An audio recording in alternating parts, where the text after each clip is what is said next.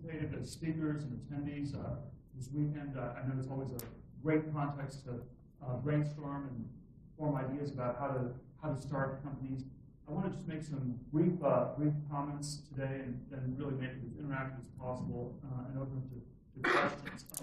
One of the tremendous challenges in talking about entrepreneurship and is that it's extremely difficult, I think, to teach entrepreneurship. I've been sort of a big critic of the universities, but one of the areas where it's which I think is extremely hard to teach is entrepreneurship itself, and it's worth reflecting a little bit on why it is so difficult. You can't. Every successful company. There's a sort of famous line from Tolstoy, Anna Karenina, where all unhappy families starts with all happy families are alike, all unhappy families are different in their own special way. And I think there's sort of an inverse thing that's true of companies, where all unsuccessful companies are kind of alike, and all successful companies are different in their own special way. And so every successful company, I think, ends up doing something unique that's never been done before in the history of the world. I think it's especially true of science and technology companies, but it's true to some extent of all businesses. And sort of there's a unique time and place. Every moment in history happens only once, and there's sort of a right time and place to start a unique company that will do something new. And so, when one studies what has worked in entrepreneurship and tries to learn from it, you can't sort of reflexively copy things that have worked. And so you're not going to necessarily be a successful entrepreneur if you wear a hoodie like Mark Zuckerberg does, or if you wear sort of black sweaters like Steve Jobs did, or if you try to have sort of ridiculously nerdy looking glasses like Bill Gates all the time. But it's sort of true on an even deeper level, where the next Bill Gates will not be starting an operating system company, the next Larry Page will not start a search engine, and the next Mark Zuckerberg will not start a social network.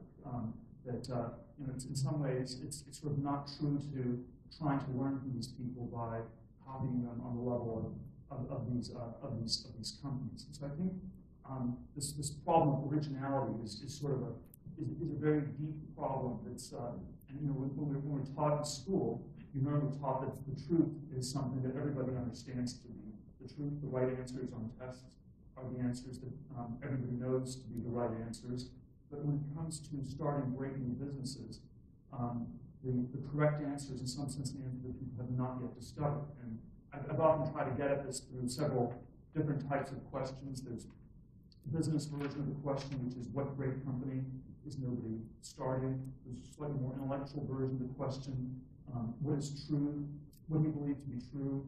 Or what is true that nobody agrees with you on?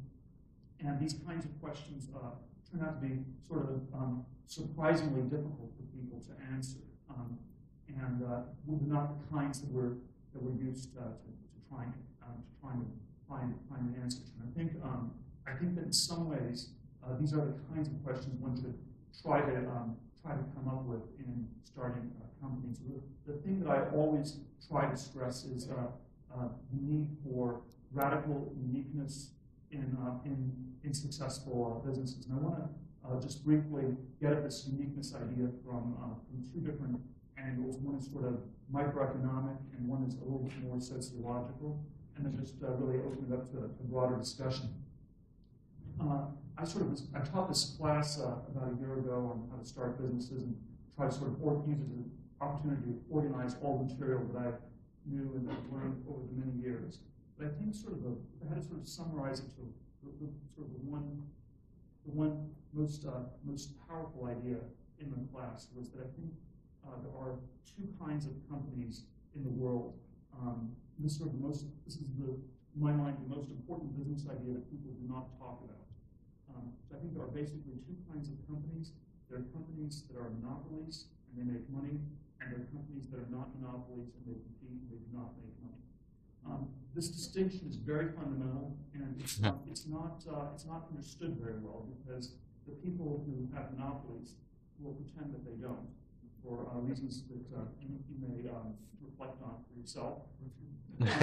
And the people who do not have monopolies and who are in some sort of ferocious competition will always still try to talk about how they're doing something differentiated, unique in a certain way, so as to attract capital, investors, and sort of try to differentiate their business. But I think this sort of fundamental distinction between businesses that are incredibly competitive and businesses where there's less competition is sort of very much obscured. One sort of rhetorical way of describing it is that people generally think of capitalism and competition as synonyms, but they're really ends.